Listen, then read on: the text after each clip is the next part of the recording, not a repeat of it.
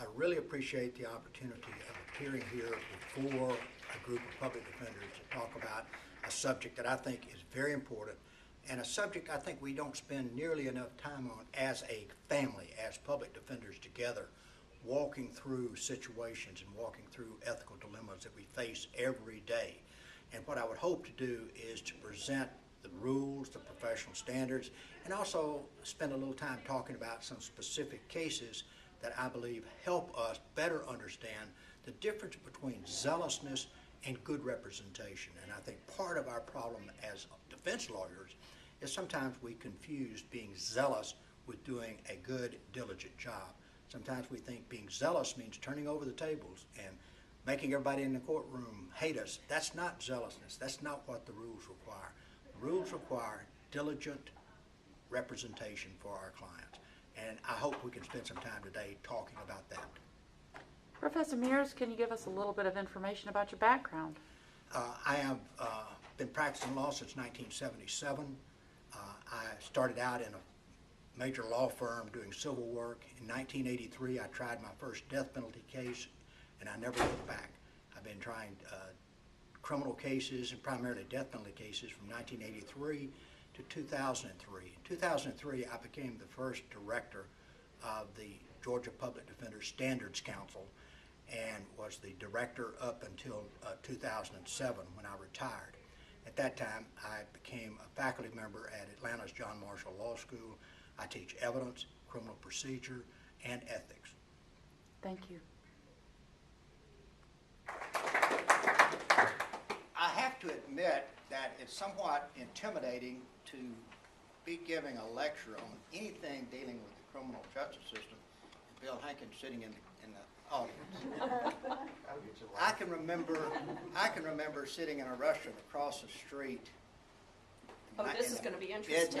Mid-1980s, and Bill and another public defender had just finished a death penalty case and got a life sentence. And I was sitting there with my mouth wide open, said, I want to be like them when I grow up.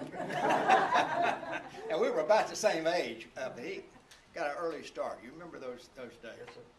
And also, one of my former colleagues from the old public defender council, Gerard, is here, and he pulled me out of a lot of scrapes, corrected my bad law that I was trying to pursue. So I know quite a few of you, obviously. Claudia and I go back a long way as everybody else. So what I would like to do is to talk with you about some specific ethical issues dealing with zealous representation.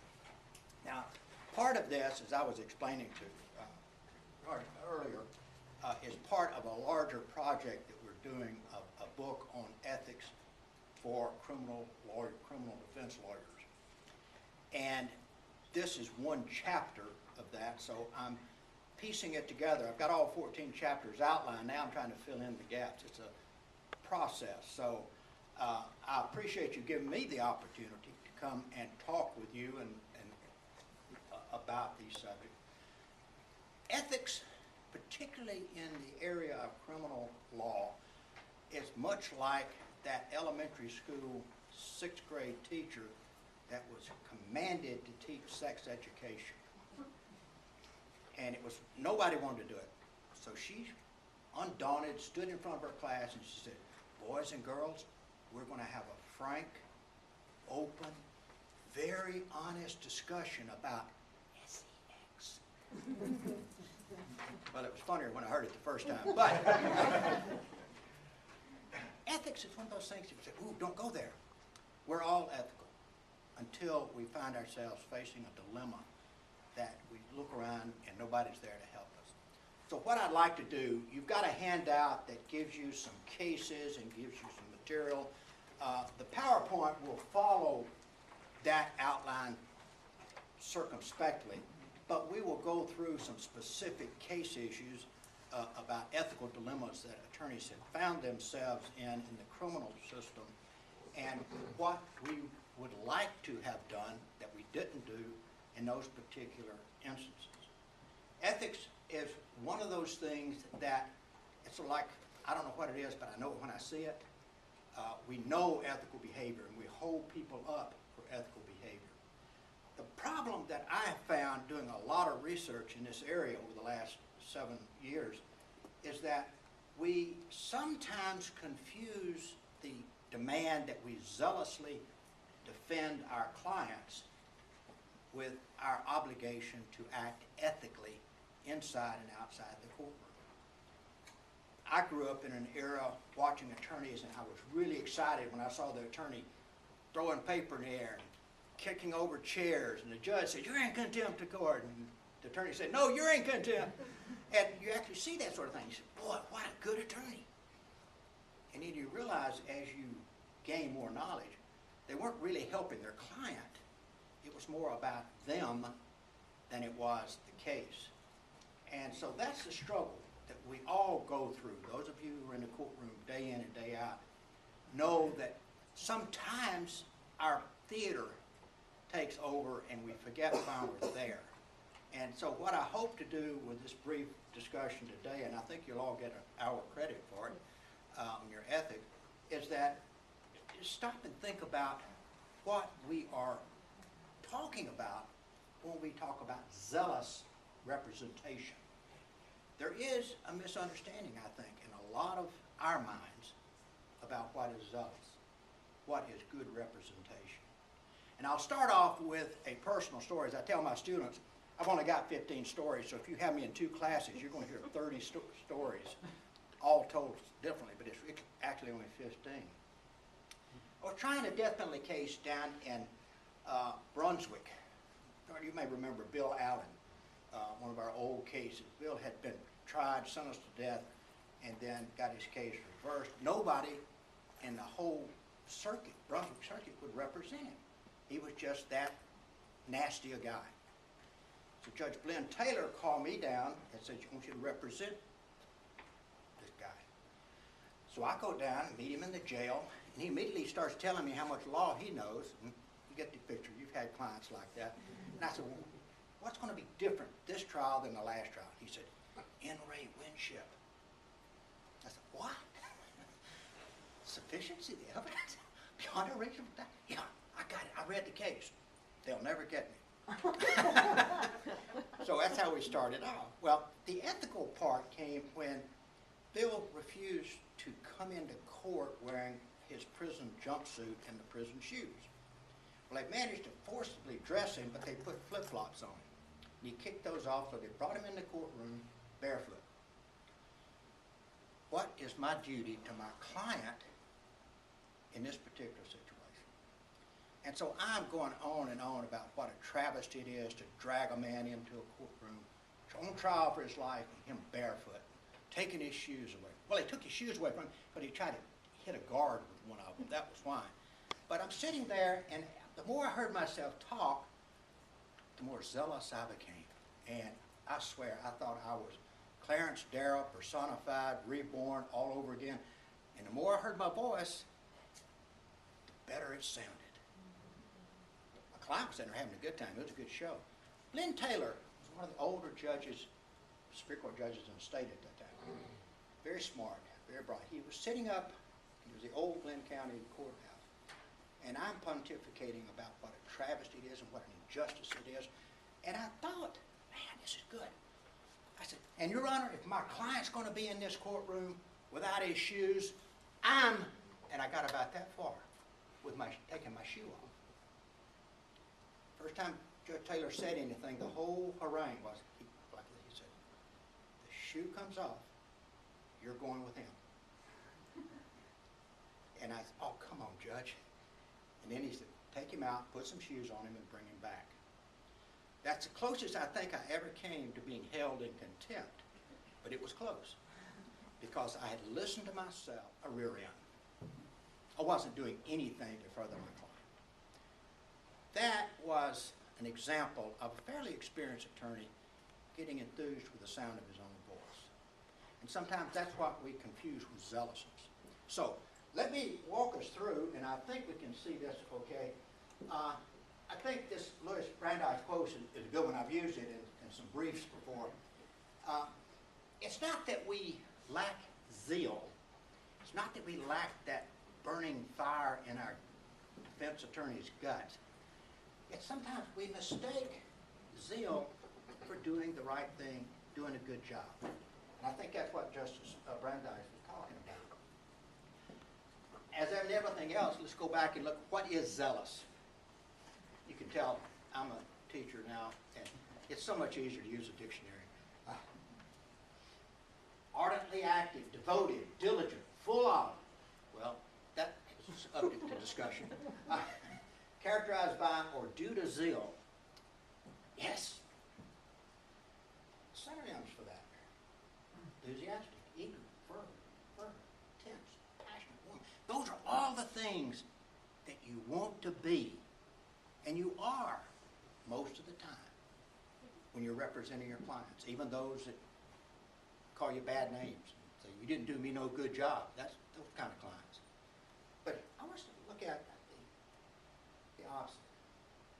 Apathetic, lackadaisical, don't care. I've got to 4:30. Let's just get this over with, Judge. I'll go through the motions.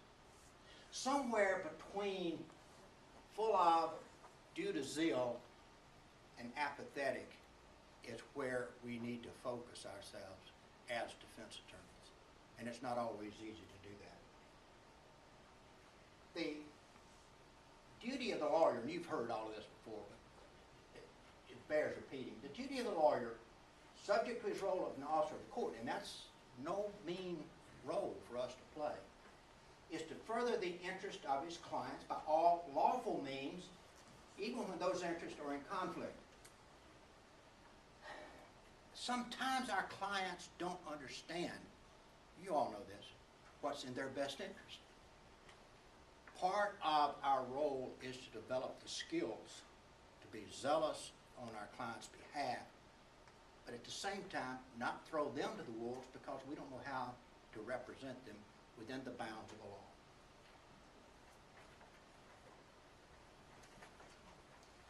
There's a three-part, that I tell my students, there's a three-part role. Lawyer's a representative to the client. He's also, or she's also an officer of the legal system and a citizen having special responsibility for the quality of justice. Justice is not served by you getting held in contempt because you've wanted to have a good day in courtroom. This week, a good friend of mine, an old friend of mine, passed away, Herb Schaefer. I'm sure a lot of you have heard of Herb. If you haven't seen him, Herb was about 5'3" or 4", always dressed impeccably in a suit, and he could cuss judges out and get away with it. I heard him call a judge, well, I can't say it in here, something to do with the judge's mother and a sex act, and he got away with it. That's not zealousness. That was Herb Schaefer. Died at age 91. At age 80, he had a fist fight with a prosecutor in the court in the parking lot across from Fulton County Courthouse. That's not zealousness. That's Herb Schaefer. Bless his heart. He took on a role that went way beyond zealousness. I'm not talking about the dead disparagingly, but Herb made a point of making everybody in the courtroom mad, where he didn't feel like he was successful. A lawyer provides a client with an informed understanding of his rights, obligations, and as an advocate, a lawyer zealously asserts the client's position under the rules of the adversary system. I used to think that litigation was like a gunfight. I even had a cowboy in my office with guns on. It's like whoever's got the fastest draw steps in. It's really not about gunfights, and it's not about dueling. It's about the adversary system and our role as officers of that system. Virtually all difficult ethical problems arise from conflict among a lawyer's responsibility to his clients, to the legal system, and to the lawyer's own interest in remaining an upright person. That's the first lesson for those of you who are keeping score. There are 3 reasons we get into ethical trouble. We have a conflict between the lawyers, our responsibilities to our clients, and the legal system. How far do we push that envelope? How far do we take it down that road in representing our client? That creates the problem. We've got a couple of cases I'm going to share with you that you'll see how that works. And also to the lawyer's own interest, not only as an upright person, but the lawyer's self-image. Every one of us wants to be Clarence Darrow. Yes, you do. No, don't deny it. You know you do. I do. Or Atticus Finch. Or Atticus Finch, you know. We all want to be that lawyer. We all want to play that role. Sometimes we have to sublimate that role to the interest of our client. And that's where we run into trouble most frequently in the area of ethics. Like I was with Judge Taylor, and fell in love with the sound of my own voice and almost got thrown in jail because I was going to take off my shoes in the courtroom. That wasn't about my clients. That was about me, my image, and my desire to be like Clarence Darrow. It was wrong then, it'd be wrong now. Fortunately, I was in a courtroom with a judge who knew how to handle lawyers like me. If I'd been in front of some other judges, some of them here in DeKalb, I'd have still been in Glenn County Jail to this day if I had acted like that. So, I think if we look at these causes of our ethical dilemmas, then we can avoid them on a regular basis. It's what I'm doing in my client's best interest or my best interest. Is my role in this case in conflict with what my client needs and should receive as far as representation? The rules of professional conduct prescribe in terms for resolving such conflicts, but it doesn't tell us how to spot them before we've already stepped in it.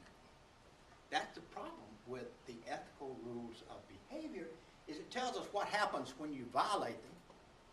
It doesn't necessarily give us a roadmap to how to avoid them. And that comes back to each individual lawyer's ability to understand the real role of the defense attorney. There's cited an article in the cites in the handout from an article about Oregon, and they've taken out the rule in Oregon which requires zealous representation. Rather, the emphasis is on competent and diligent representation. Well, you may say, so? In our lectionary of terms, we always say, well, I've got to be zealous. No, you don't. You've got to be diligent, competent, and find a way to further the interest of your client. Oregon has actually taken it out of their preamble to their code. The rule itself requires that a lawyer act with reasonable diligence and promptness in representing a client. I don't think that the lawyers in Oregon are any less diligent, any less fervent in their representation of their clients than we are. I just think that Oregon may have gotten around to the fact that maybe we're misconstruing and misunderstanding what zealousness is. And that's part of what I hope we'll come away with today.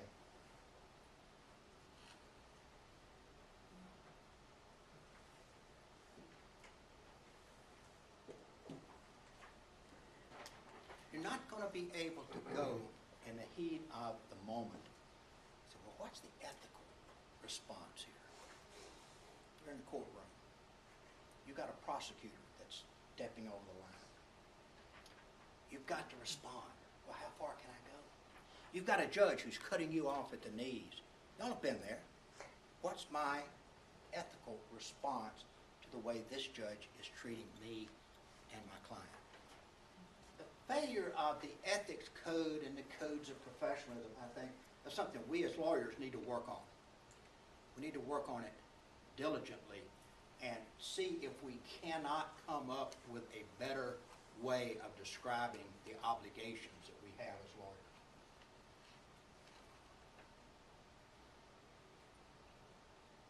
I ran across this in one of the commentaries to the standards. The advocate has a duty to use legal procedure procedure for the fullest benefit of the client's cause, but also a duty not to abuse legal procedure. How far will you go to take advantage of a dumb district attorney? I don't know any dumb district attorneys. I don't know any dumb district attorneys, but I hear they're out there. How far do you go to take advantage of it or to abuse the discovery system? Well, I know John Doe.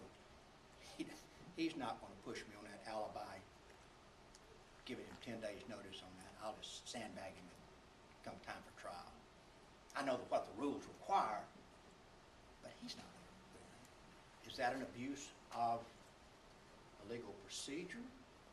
Or should we say, now I know this sounds Pollyannish, but do we say the rules require me to give notice of my alibi defense or my alibi witnesses within a certain period of time? I'm going to do it, even though I know this person over here doesn't know enough to ask about it.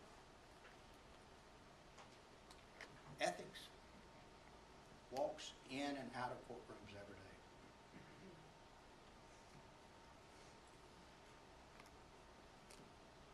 The law, both procedural and substantive, establishes the limits within which an advocate may proceed. However, the law is, I'm repeating myself, however, the law is not always clear and never static. Accordingly, in determining the proper scope of adequacy, accounts must be taken of the laws. In other words, we've got to be prepared on a daily basis to deal with changing situations. You've all, I'm sure most of you have practiced, or all of you have practiced in areas where the judge just didn't like it. I was devastated when I found out that some judges just didn't think I was the cat's meow. First time I found out a judge just couldn't stand me in his courtroom, I was crestfallen. Well, how did that affect my ability to deal with that judge? Do I get combative? Or do I back off? Do I give up? Or how do you deal with that? Now, most of you here in DeKalb County probably don't have that problem. I had it fairly, when everything's fairly recent to me now. Judge down in Savannah wouldn't even call me by my name. Lawyer from Atlanta, what do you say? And he'd turn to the district attorney and say, John, what do you say? This is in front of the jury. And my first few times that happened, I was just furious. But I realized that Judge Oliver was not going to cut me any slack. So every time he'd say, lawyer from Atlanta, I would stand up and say, Your Honor, I'm from Decatur. And it went back and forth like that for a 10-day trial. Back and forth. Finally, he wore out.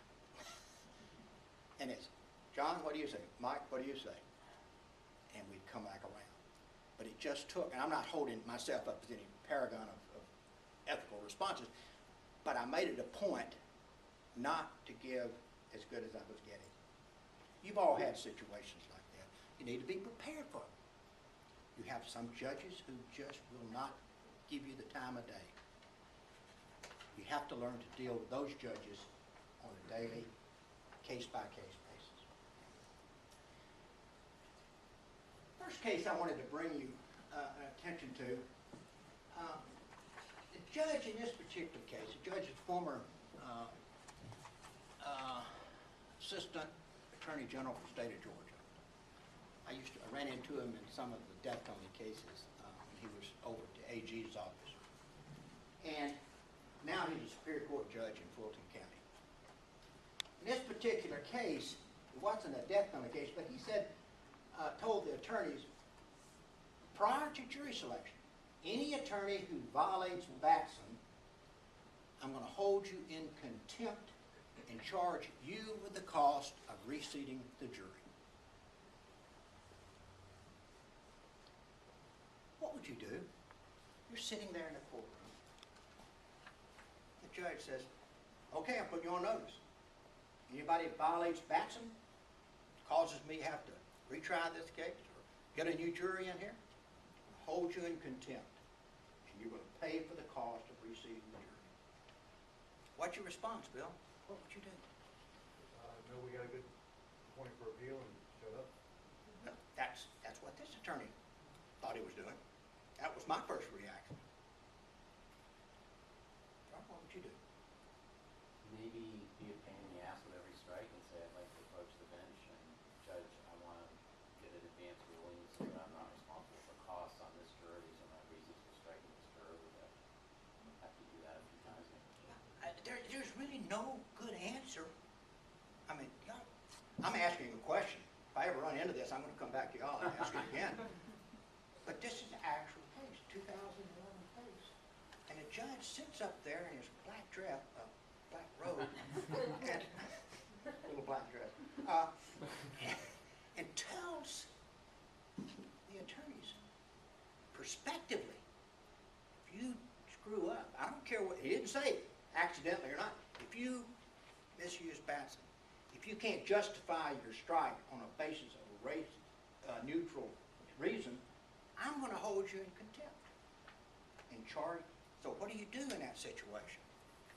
That is an ethical dilemma because this case went to trial.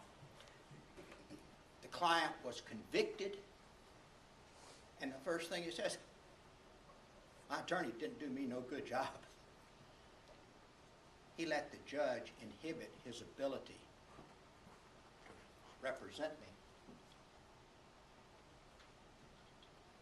Defense attorney didn't take issue with his rule, didn't object to it, didn't do anything.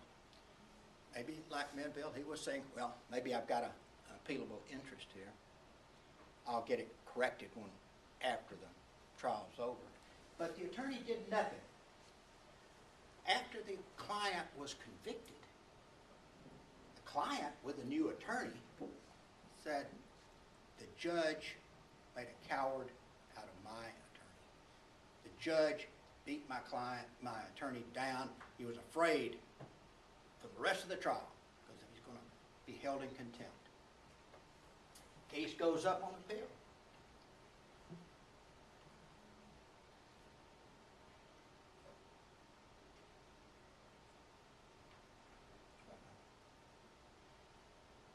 Case went up on appeal. You can't see this. The court said you waived that issue. Conviction was upheld. If the attorney was gambling, like we might have, the attorney lost. Now, this may sound like, well, tough, but you're going to have situations like that. Now that I've read this case, I know what I would do. Your Honor, may we approach the bench? I want the record to reflect I'm going to do my best with this jury selection. I'm going to do the very best I can not to violate Batson, McCollum, or JEB versus Alabama, or all those other cases that I got to deal with on jury selection. But I want the record to reflect you're inhibiting my ability to represent my client. I think that's what I would do now at the expense of this poor attorney who let his client go down the river without a fight. I think the attorney did was misunderstand zealousness and going along to getting along, or it may have just been, I don't care, one of those. It could have been lackadaisical, apathetic. It certainly was somewhere beyond, down in that range. I think that, and I don't even know who the attorneys are, I don't think I looked to see. But I do know now that I've learned, if that comes up, how I can better handle that. How I can better handle that particular instance and make a record. I think from reading this case, and you can read it yourself, I think if the attorney had made an issue out of it, there might have been a better appellate issue. Because you do great appellate work, so you know more about that than I do. All my appeals were ghostwritten by smart attorneys. Right. But was he or she inhibited by the judge's ruling? Certainly didn't think, the client didn't think that they did them a good job. Closer to home. Mike Raffoff. Mike Raffoff, an old friend of mine, and Scott McClarty an even older friend of mine from, Scott and I were in law school at the same time. Scott passed away recently in prison, unfortunately. But Michael Raffo's one of the finest attorneys you'll ever run into, in my opinion. But this case came out of DeKalb County in 1979, and I thought it was significant enough for us to use as a learning tool. And for the young folks in Yeah. here, Mike was an attorney in our office, Mike Raffoff. Yeah, and super good attorney. Bill, did you ever try any cases with Mike? Yes, sir. I figured you had. Good attorney. I'm not making that up, am I? No. Let me tell you, he knew the law, knew what he was doing. No, seriously. But he and Scott McCarty were trying a case in front of a DeKalb County judge named E.T. Hendon. Did I hear you grimace, Bill? No, I said E.T. Judge Hendon is now dead, so I can talk about him with impunity. E.T. was one of those busters. You know, he would crack you in a second. Didn't suffer fools well. He didn't suffer anybody well. But Mike and Scott McCarty had a case where they thought that E.T. should have been recused. They filed a motion claiming that E.T.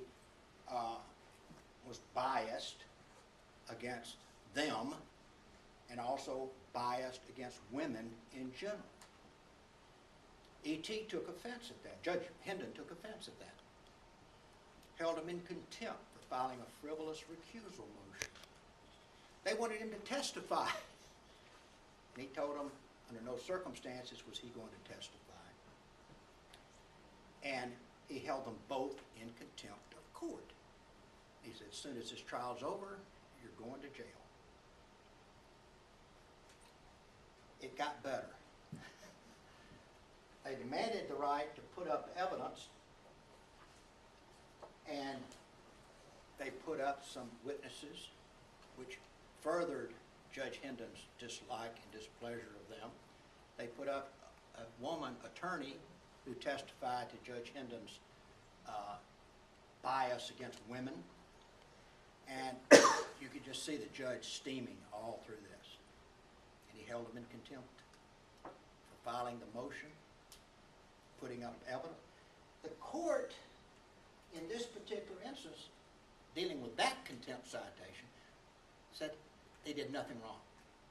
They didn't use abusive language. They may not have had much of a case for recusal, but they handled it professionally. They filed the motion. While their witnesses may not have been sterling, something to that effect in the opinion, they at least had some witnesses, and they should never have been held in contempt for that. So they did the right thing. They avoided that ethical dilemma that we talked about earlier because they did the right thing. They filed a motion. They put up evidence. Their motion was not vituperative or denigrating of the judge or anything like that, but the judge still held him in contempt. Well, if that's all that had happened, they would have walked. No contempt, the court would have overturned it.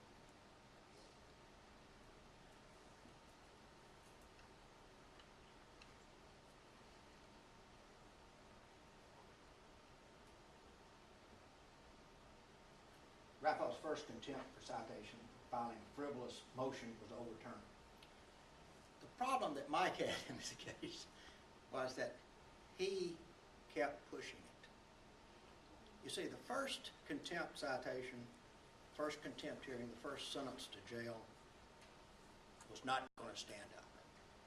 I'm pretty sure Mike knew that. He hadn't done anything wrong. But here's the ethical problem. When he, remember that little phrase, slide I put up that said, it's not static? Ethics, it's not static. That has been all there was. Mike would not have spent 5 days in the DeKalb County Jail. Because here's what happened next. That's why Raffo's was cited for a second contempt, because he continued to ask the judge to testify. He continued to push the envelope after the judge had already ruled, after the judge had already made his erroneous contempt citation. Mike said, at this time, Your Honor, in view of the testimony of the witness, I would like to renew, and it's cut off, I'd like to renew my motion. Judge Hendon said,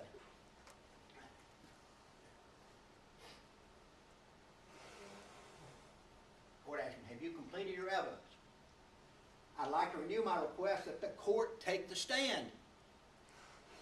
The court, I ask you a question, and I expect a response from you. Have you completed your evidence in connection with your motion to recuse? Ralph said, I might have one witness. I'd like to call him. The court said, for your failure to comply with the request of the court, I hold you in contempt of this court. I will deal with that at the conclusion of this hearing. Ralph was sentenced to additional 5 days in jail for the second contempt. The first one, he handled appropriately. He and Scott did. The ruling had already been made, and he continued to push it. Zealousness? I'm not going to let E.T. Hendon bully me into not pushing this as far as I can. I know what was going through the attorney's mind. You know what was going through their mind. I'm not going to back down. I got one more witness. We still want you to take the court. Do you have any more evidence? We still have a witness. You're in contempt of court. Well, the Court of Appeals said Rapoff's second contempt citation for failing twice to respond to direct questions from the court is affirmed. The trial court had previously informed Rapoff in no uncertain terms that he did not intend to testify, and he was attempting to determine whether the attorney had any other evidence to offer. In the heat of that exchange, you can all see what was going on. Michael, great attorney, and I mean that sincerely. He misunderstood, in my opinion, the difference between being aggressive and being zealous and being contemptuous of the court. He was abusing his position, according to the Court of Appeal, was abusing his position to harass the judge even further, even though the judge had ruled. Ethical dilemmas come up all the time, and they come up when you least expect them. Incidentally, Scott McClarty, I have to tell this story because he was in my class. His nickname in law school was Me Too McClarty, defense attorney. But when we were in law school, there was a group that sat in the president of the University of Georgia's office and protested the war. Not that one, this was the other war, the bad war, back in Vietnam. There were 11 people that sat in the office, and the police came and arrested 10 of them. They didn't arrest Scott. Scott, the way he practiced law for the rest of his career, insisted that they arrest him too. And he went chasing after the paddy wagon and said, "You've got to arrest me too, me too." And for the rest of his life, those who went to law school with him called him Me Too McClarty. He's from Decatur. His father sold fire engines here in Decatur. But it was Me Too McClarty. Out of the 11 people arrested, including Me Too, only one was convicted. McClarty, Me Too. I think Scott took that same attitude into court with him a lot of times, and it certainly showed up in this case. We must assume that the trial court was correct in finding Ralphoff's response to be contumacious. The trial court had a very wide discretion in regulating and controlling the behavior of court officers in the conduct of the proceedings before it, and this discretion will not be interfered with unless flagrantly abused. I'm not sure how that differs from abuse of discretion. When they say the judge didn't abuse his discretion, I guess you abuse it a little bit more when it comes to contempt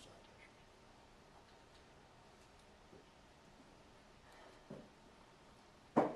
In representing a client, a lawyer shall not use means that have, I'm going to finish by 4 o'clock, I promise. Okay, great. No, see, my students can all get up and walk out when it's over. But I've learned to stick with the time as best I can.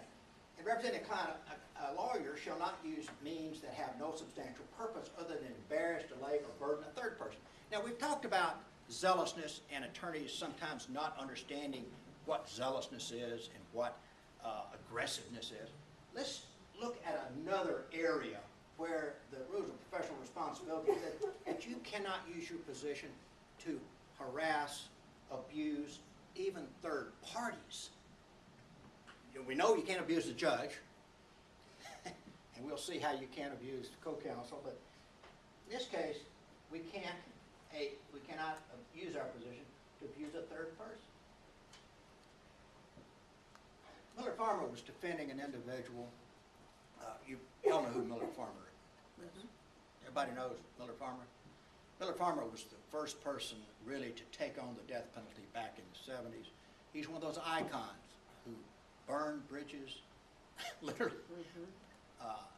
got in fights with deputy sheriffs, got locked up on a regular basis. Miller was representing someone in a civil case, and he was referring to the other party, and he kept referring to the other party as Judas.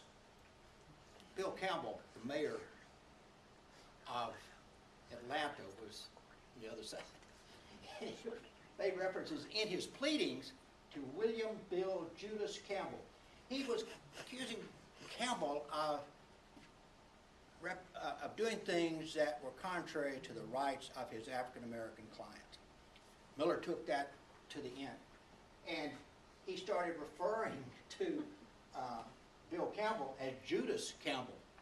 And in the transcripts, he would go through and he called him Judas, this Judas that, this Judas that, and even put it in writing. The judge ordered all references to slang expressions and other things, and other names he would call them. Where Miller amended his previously filed motion to disqualify references to Judas, and he substituted instead this phrase.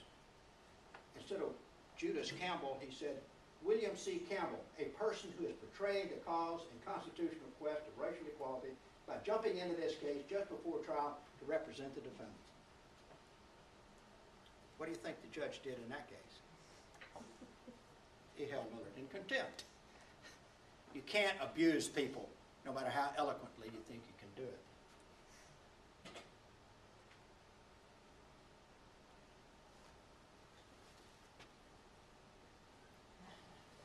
Saw that coming. And it was upheld. Another good example of crossing the line between zealous reputation and the rules is yet another case involving Miller. And Miller, I could go on with Miller's cases for a long time, but this is one of my favorite. Miller was representing, well,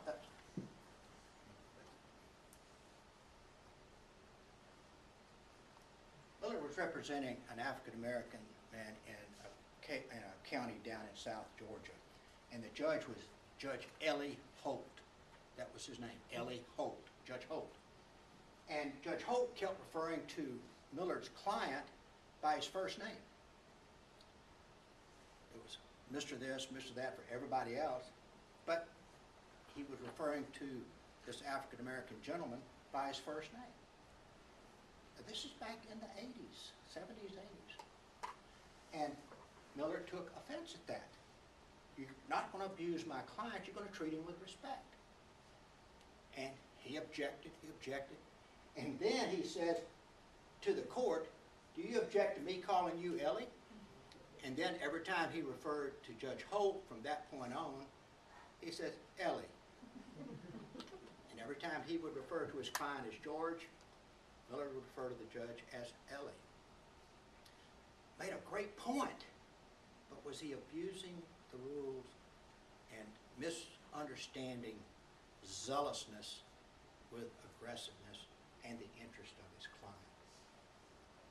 He then goes on to say, the court's trying to cover up by holding him. He went on to say, that's racism that exists affecting these jurors and affecting your honor. Called the judge racist. Now, the judge, Ellie Holt, I don't know Ellie Holt, he's long dead and gone. But Miller made the case about the judge's racism rather than filing a motion to recuse or do something like that. He was making a point that was really outside the boundary of the rules by which we must try our cases, the adversary system. Court held that Miller's comments were insulting, contemptuous, and contumacious. It reminded me of that language reminds me of the guy from Seinfeld, the lawyer. from Seinfeld. He gets on a roll with those words. Insulting, contemptuous, and contumacious. The court upheld Millard's contempt citation, and he spent time in jail for that. No attorney shall ever attempt to argue or explain a case after having fully heard and the opinion of the court has been pronounced on pain of being considered in contempt. Millard Farmer, being an officer of the court and fully cognizant of the foregoing rule, needed no warning. He argued that, well, he didn't tell me that he's going to hold me in contempt if I call him Ellie. That was Millard's defense on appeal. Of course, he didn't need any warning. He knew that was wrong. And in this particular case, Millard went to jail again. Very quickly, I wanted to cover our responsibilities for out-of-court speeches and conduct when we're representing. You usually don't have that problem in public defender's offices, but you see quite frequently attorneys who take on a big case, and the first thing they do is start talking about their client's innocence and how they're going to prove them not guilty. Well, right then they've shifted the burden to their client, publicly anyway. And this rule 3.6 says you cannot, should not, and must not make any extrajudicial statement. That, as you know, is any statement outside the courtroom that a person would reasonably believe to be disseminated by means of public communication if the lawyer knows or reasonably should know that it will have a substantial likelihood of materially prejudicing an adjudicated proceeding in the matter, obtaining the jury approval. You see that violated over and over again. Prosecutors do it. Some defense attorneys do it. Don't do that.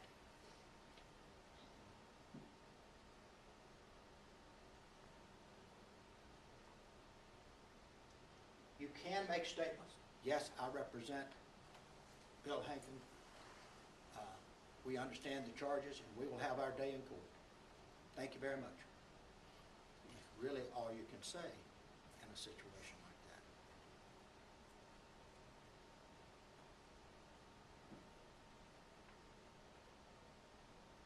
I think prosecutors, quite frankly, in my opinion, violate this much more than public defenders do. It is such a lure to get on television or have your picture on television or to be there. I violated this rule so many times, I'm embarrassed by it. I was representing an individual accused of killing a police officer on Christmas Eve. And we had police corruption, we had police misconduct, we had police lying. And I couldn't wait to tell the television station all about it. I was wrong. I was violating the rules. I even said, the Atlanta Police Department like plantation. I said this on television. Atlanta Police Department's like a bunch of plantation owners. When they want to reap a harvest, they go in to South Atlanta and rip off our clients. They're nothing more than landlords on a plantation. Wow, didn't that sound good? We had lying cops, we had bad cops, but boy was I violating the rules. I won't do that again, hope. I thought this was a good, I just pulled this off the internet, went cut and paste. This sharper was charged out in California a few weeks ago in alleged drugging and rape of 2 women. Bad case, apparently. A Los Angeles attorney representing Sharper told CNN that she was looking forward to the true facts in this case being revealed, and we're very hopeful that at the end of the day, Mr. Sharper will be fully exonerated, added the attorney. That just jumped out at me as perhaps a very good public statement by a defense attorney. Said it all. We're waiting for our day in court. And there was nothing in that I saw. It just wasn't put it on the internet as what a great attorney should say. It was simply her quote on CNN. And I thought that if I ever get a chance to say something appropriate again, I would sound like that rather than the way I sounded in 1993 when I was accusing the police of all kind of bad stuff. Rightly so, but I should not have done it on television. But I thought that was a very good example for us to use as attorneys as to what we should say or not say in public settings. But I can guarantee you, that lure of the camera, boy, it's seductive. It is so seductive. And you'll want to sound like Clarence Darrow when you should sound like this attorney here. Okay, I will end with some dirty laundry. This comes under the guise, I guess, of zealous representation. Don't do this. I'm not sure what it falls under, but it has to do with a public defender down in the Griffin Circuit. And I thought I would be remiss if I were talking to public defenders and I didn't give you an example of, don't do that. Don't do this. In the early morning hours of April 20th, 2011, Fayette County deputy observed and recorded Judge English and Ms. Cornwall in a parked car engaged in a sexual act. Judge English was a guy on Survivor. I don't know if you know that or not. He was one of the guys on the TV show Survivor. He took a whole summer off to do that. They call him Pappy. Pappy. I've appeared before Pappy, and he ain't Pappy. I should have said that, should I? Well, he's off the bench. The police officer saw them in a parked car.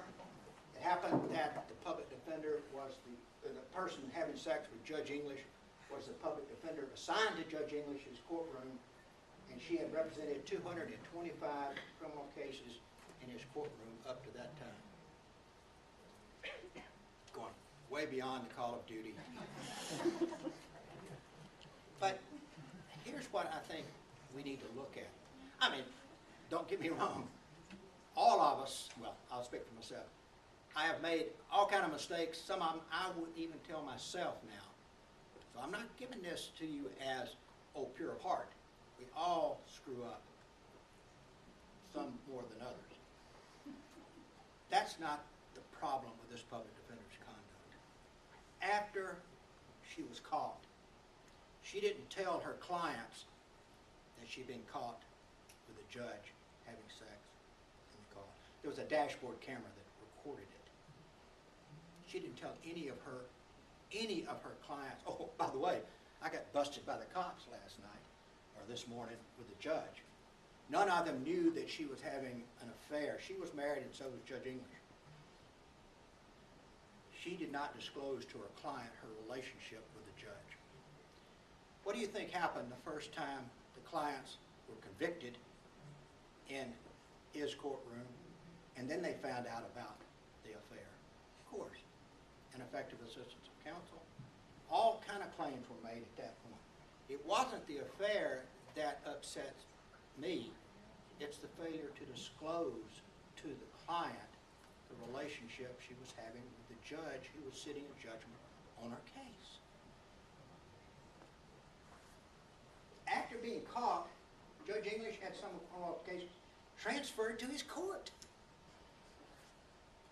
And during a case in March, keep in mind, this happened in April 2011.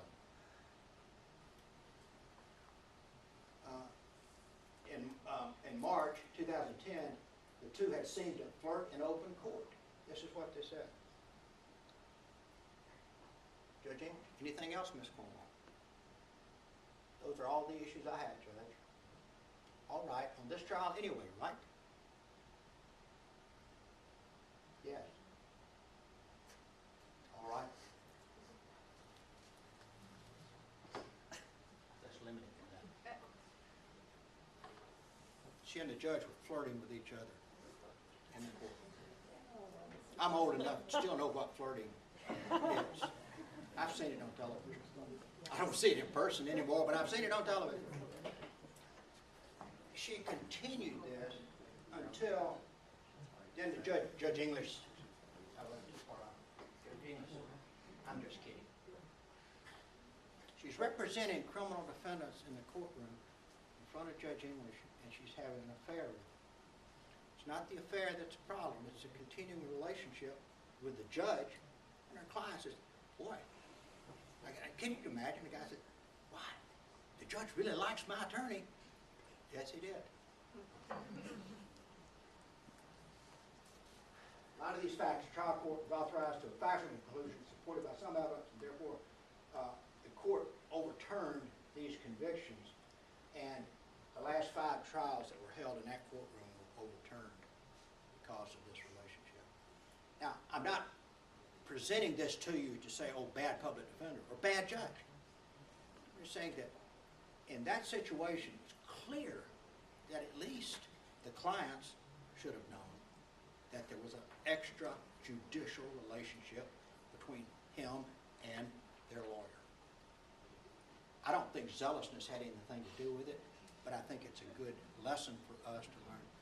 Your clients have a right to your total devotion as a lawyer. Stop and think. If you're having an affair with the judge who's sitting on judgment on your client, you're either abusing the process by thinking the judge is going to cut you some slack because you're in the sack with him,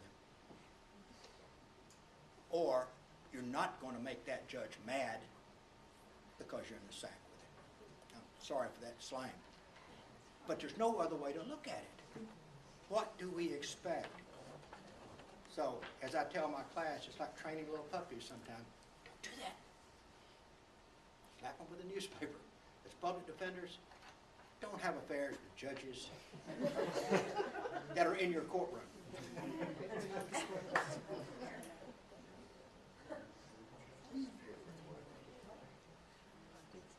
Court, in its opinion in the Wakefield case, the judicial integrity is a state interest of the highest order, and that is gospel. Because the power, prerogative of the court, resolve disputes upon respect according to citizens to a court's judgment, which in turn depends upon the issuing court's absolute probity.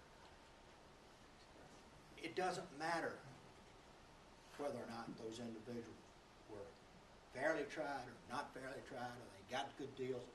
What do you think the image of criminal justice is on all of the cases that came out of that courtroom during that 1.5-year period? How would you like to have been the attorney, the defendant, when you found out you're down in Reedsville, and you're saying, my attorney had a what? That's it. Thank you so much, Professor Mears. Thank you very much. I appreciate it. Thank you. Any questions for Professor Mears? We really do appreciate you volunteering your time and coming here and talking with us. I appreciate you letting me do it, and I hope I didn't screw anybody's mind up about ethics. If you have any ethical, any things that go along, that ask your attorney, ask your friends. Don't step over the line without bringing somebody else in with you. Make sure you ask. We are a family, and we are, in the public defender system, more so than just the big general legal community. Pick up the phone, call your friends, call your supervisor, call someone and say, this doesn't just smell right. What do you think I should do? Use this family relationship that we got. Ask what you can do. Work together. Thank you very much. Thanks so Appreciate much. it.